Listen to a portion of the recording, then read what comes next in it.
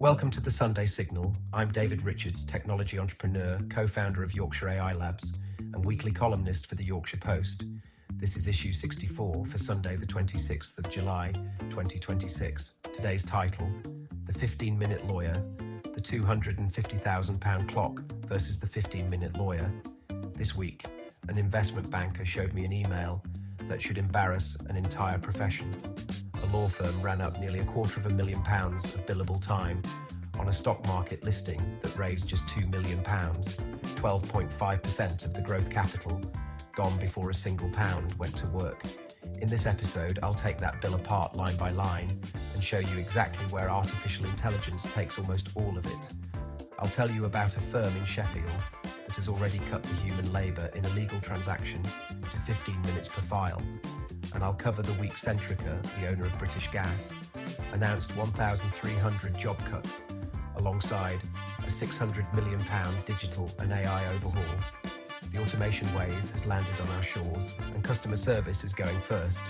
Plus, as always, the tech and AI layoff tracker, where the numbers tell you what the press releases won't. If you're new here, the Sunday Signal is my free weekly newsletter on AI disruption, UK innovation, and the future of work.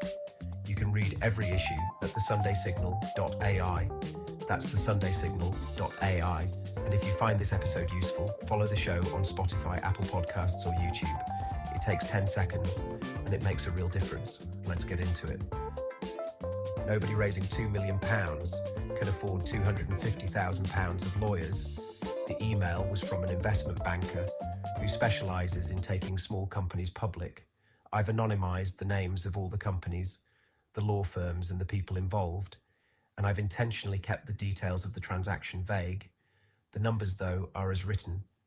The transaction was a reverse takeover, the type of deal the London markets were intended to facilitate, raising around £2 million in growth capital.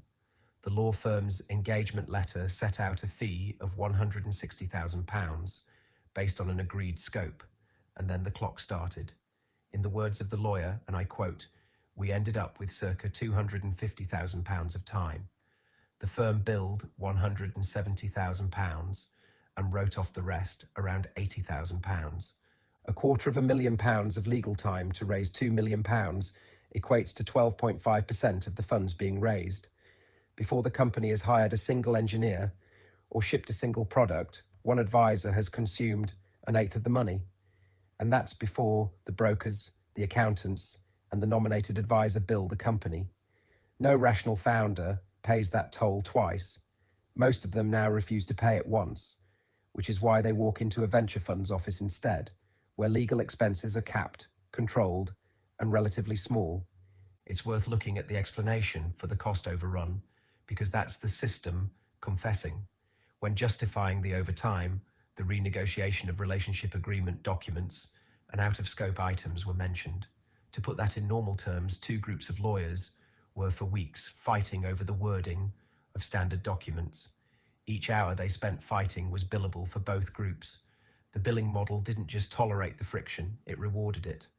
And think about what the £80,000 write-off actually tells you. Nobody writes off £80,000 of genuine value. The write-off is the firm conceding that the hours were never worth the rate. AI can perform all of those tasks. To renegotiate a relationship agreement, a draft can be reviewed against the current market and deviations flagged. AI can do in seconds what would cost a company 30 hours of billable time. To verify a prospectus means comparing a stack of source documents, a task AI passes faster and more accurately than several first-year associates. Once the labour collapses, so too does the cost, and the fixed fee quote becomes what it is in the construction industry. A real number the contractor must stand behind. So what's holding it up? The banker's covering note named it exactly. Nominated advisors carry the regulatory risk of a listing, and they are terrified. In his words, there will be a gap in trust that needs to be filled, and a legal face to hold hands will be needed. A nomad does not buy legal work. A nomad buys someone to blame, backed by a large firm's professional indemnity policy for the day the regulator comes knocking. Until the FCA creates a safe harbour for AI-verified fixed-fee legal work, the gatekeepers will continue to demand the expensive human ritual and the small cap market will continue to be strangled by it. London does not have a valuation issue. London has a toll booth issue. So let's take that toll booth apart line by line, because almost none of the bill survives contact with the technology. Take apart the toll booth, and you'll find the £250,000 on the clock is divvied up into 4 categories of labour. Each of those categories must answer the same question. What does a human do that a machine cannot? Let's start with verification.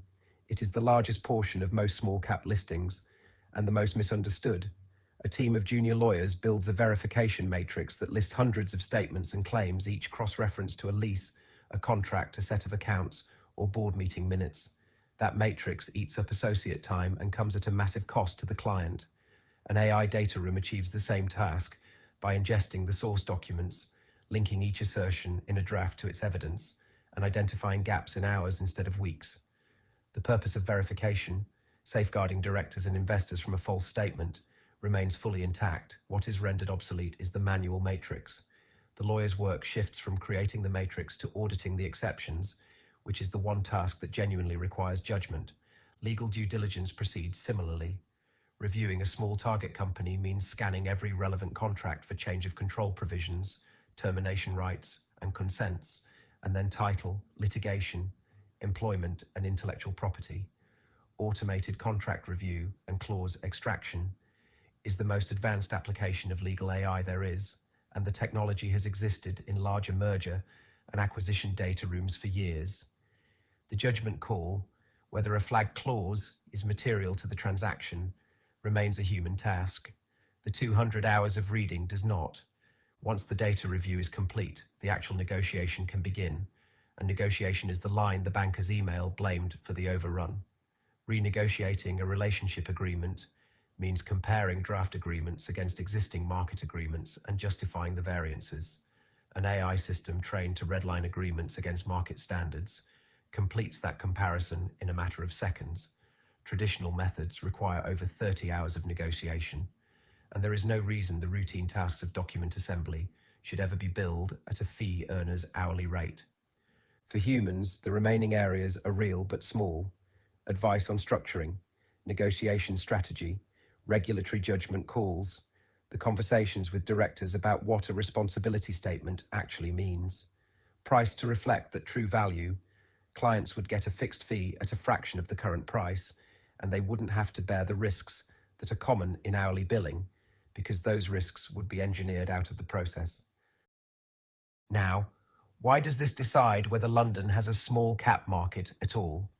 Because the fees are not simply an irritation, they are a capital leakage from the market itself. These are funds subscribed by investors that are never received by the companies, collected at the toll booth before any of the money begins to operate. One long-time AIM specialist has calculated that the cost of accessing AIM is around 3.43% of the total funds raised, plus a fixed ticket of £897,000. Run that formula on our banker's £2 million deal, and the estimated cost comes out at around £966,000, close to half the raise.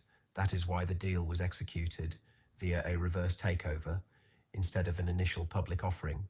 The fixed cost does not care how small you are. It simply prices you out.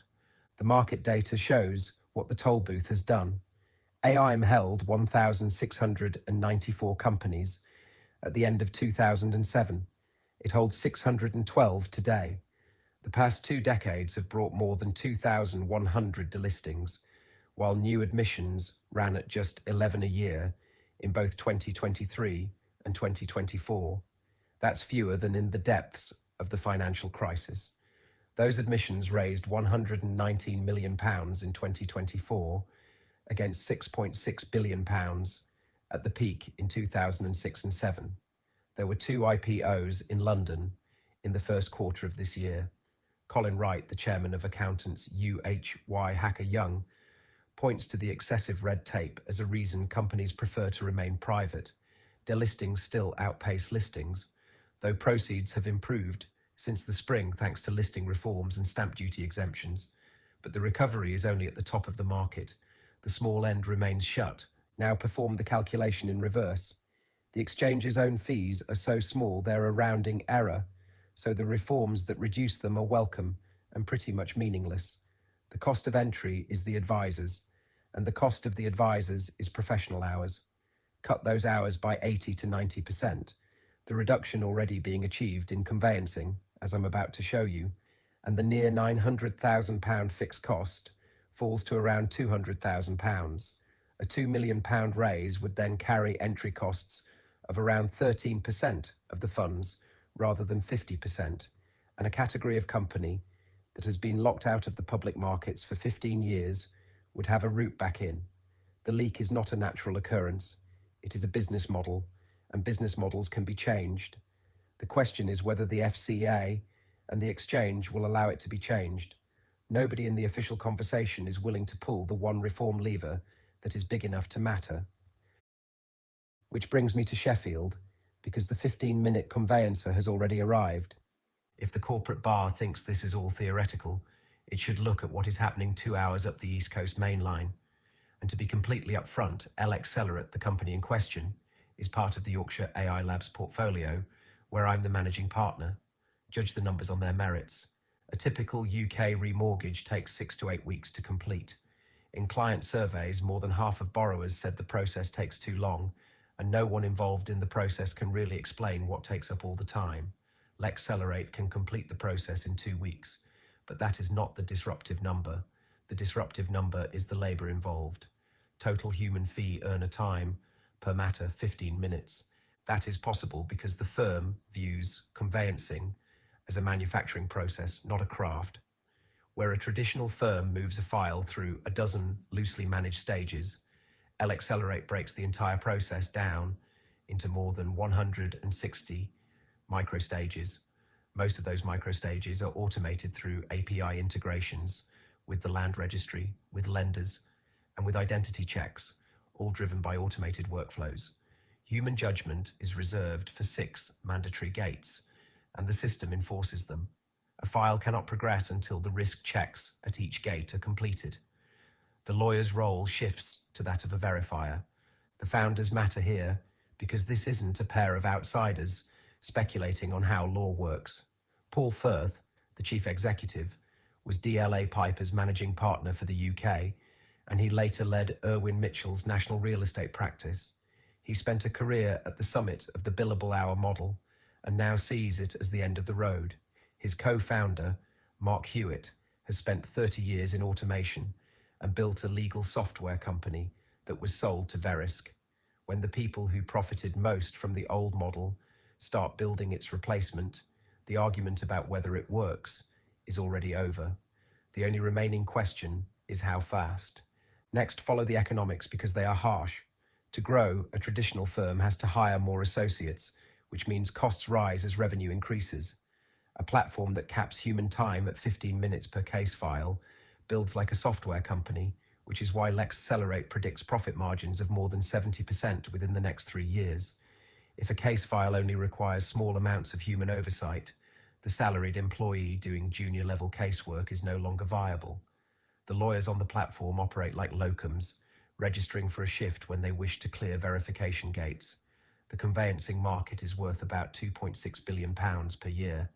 Cut the human time by 90%, and the market needs 90% fewer junior conveyancers. No lobbying from a professional body is going to change this. A defence for the profession has already been employed. Remortgages are commoditised, corporate work is tailored, an IPO cannot run on rails. Solicitors made the same sort of defence in 1985, when licensed conveyancers breached their monopoly on property work, and conveyancing fees never recovered. Once the market understands that risk can be managed systemically instead of manually, and that a fixed price is a standard instead of a concession, the £250,000 clock in our first story has no excuse remaining to run. And now the third story, because AI has landed on our shores, and the call centre goes first. The wave rolling through the law does not stop at the law.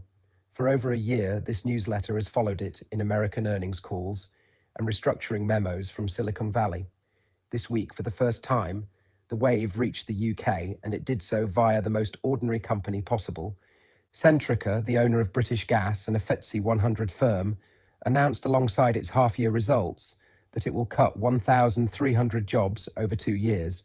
500 of those jobs are contact centre positions in Glasgow, Edinburgh, Cardiff, Leicester, Stockport and Leeds, and the remaining 800 are offshore, outsourced and back-office operational support.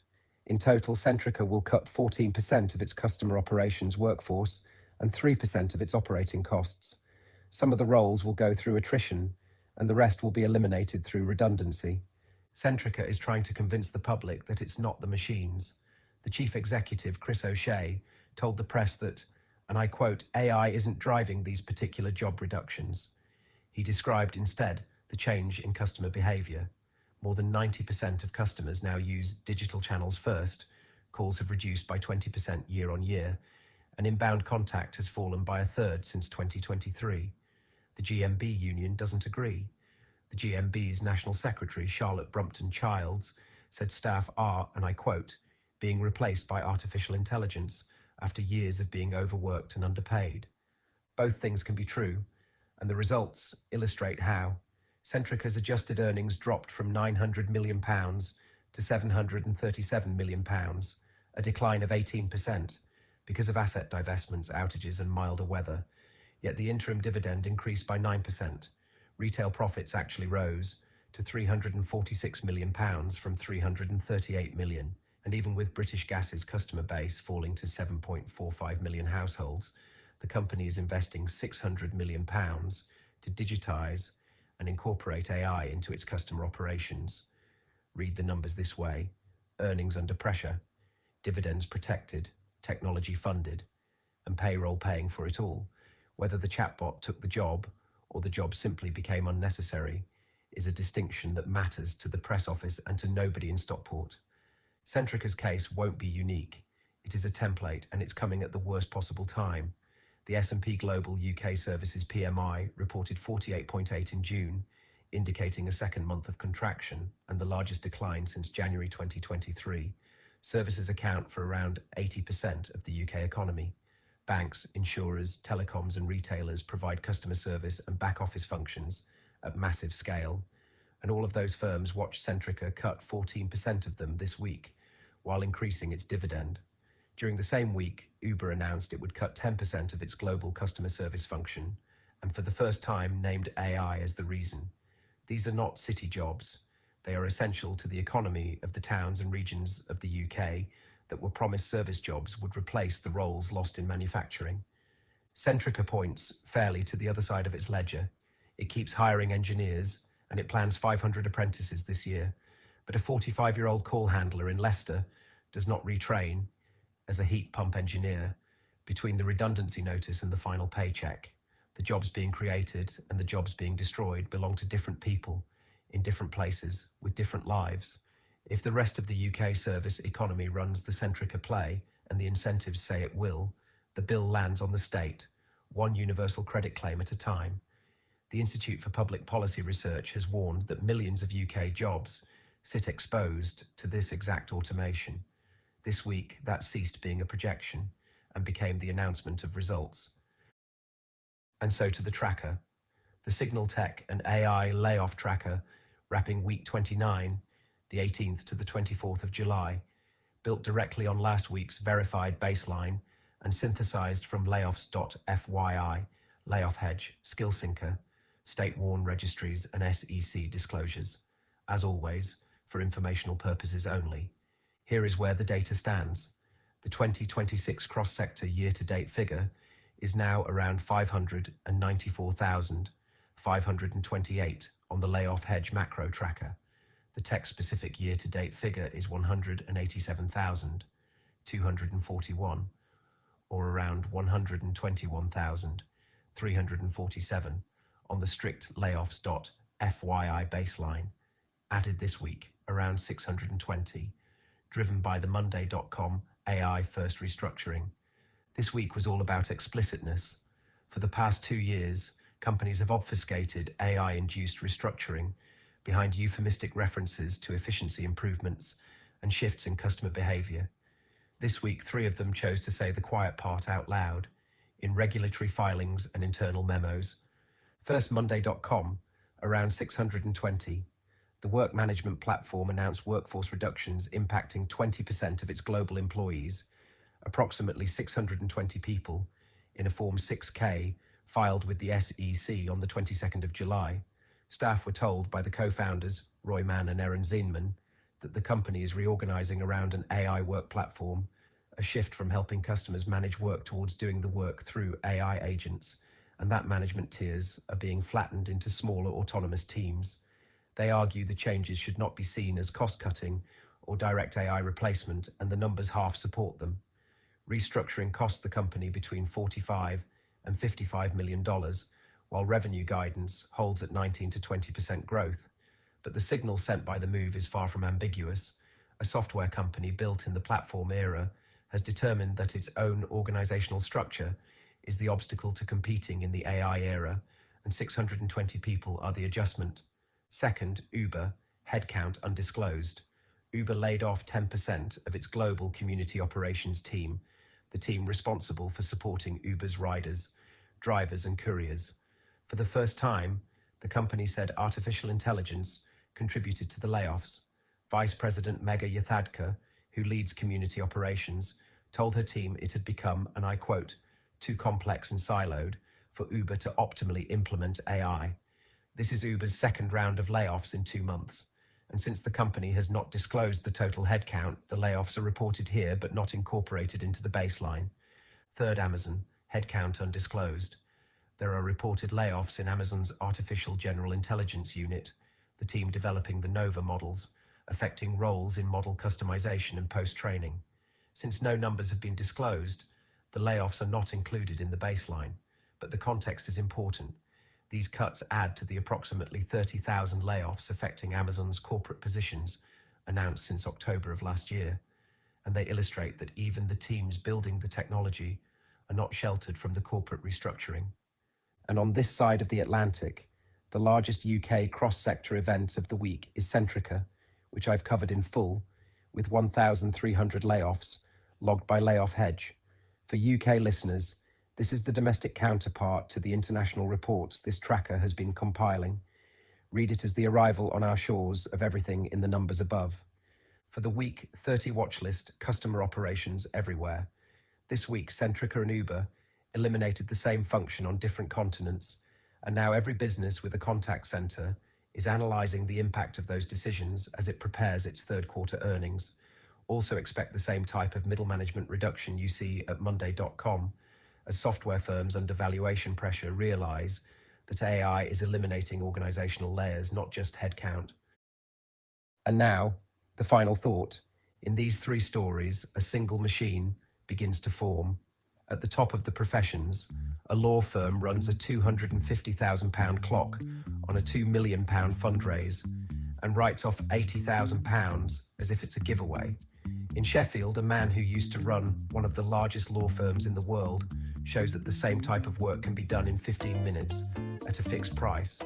And at Centrica, the machine meets the workforce, giving us 1,300 letters, a protected dividend, and £600 million for the tech. The professions have been saying to themselves for the last 2 years that the wave would break on someone else. Lawyers said it would be the call centres. The call centres have been taken, and this week the wave reached the timesheet, which is the profession. The billable hour was a way to measure scarcity, and the scarcity is finished. There will be no obituary when it finally dies. There will be a client who asks for a fixed price, a nomad who finally accepts an algorithm's verification, a founder who lists in London because the toll booth is gone. Until that day, every hour on the clock is a choice, and the ones who choose it no longer get to say it's a cost of doing business. It is the business, and that is precisely the problem. That is the Sunday Signal, issue 64. Thank you for listening. If this episode struck a chord, share it with someone who needs to hear it, and read the full written issue with every source and every number at thesundaysignal.ai. And if you haven't already, follow the show on Spotify, Apple Podcasts, or YouTube, so the algorithm works for us rather than against us. Until next Sunday, I am David Richards, MBE. Thank you for listening to The Sunday Signal.